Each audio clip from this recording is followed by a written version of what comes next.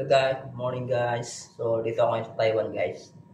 So pang 2 linggo ko pa lang dito guys.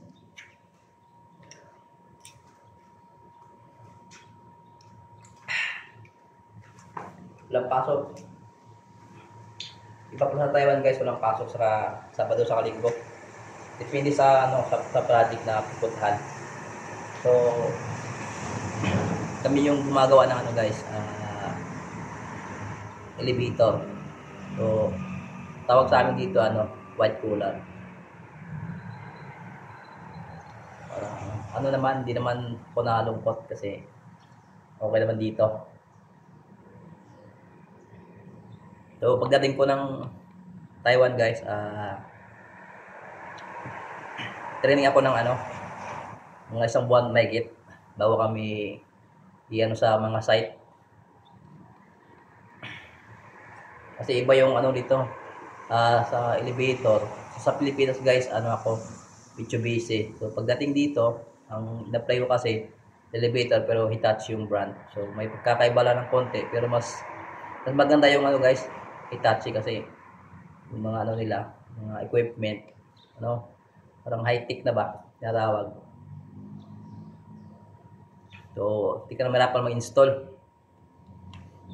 So ang kontrata ko dito guys, 2 taon lang kontrata. Yung offer naman, ayos naman. Kaya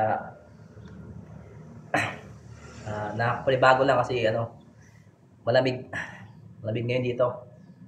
So malapit na yung winter. So nakabili na ako ng 2 jacket ko kasi taglamig na naman ngayon. 4 kaming Pinoy dumating dito. So pagdating namin dito sinundo kami ng broker namin, tapos natid kami sa training center ng Hitachi.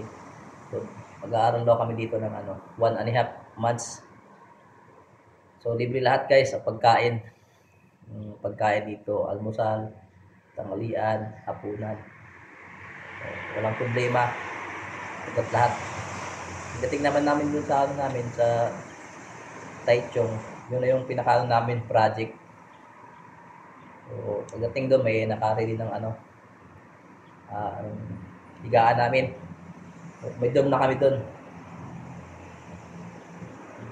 So yung offer pala namin dito guys, 50,000 installed intake. So yun lang yung pinaka namin basic, hindi kasama yung overtime. So ngayon wala pa namang overtime kasi ongoing pa lang kami sa training. So yung mga mga pagsusukat ng mga elevator, mga plano kailangan din pag-aralan. So yun lang guys.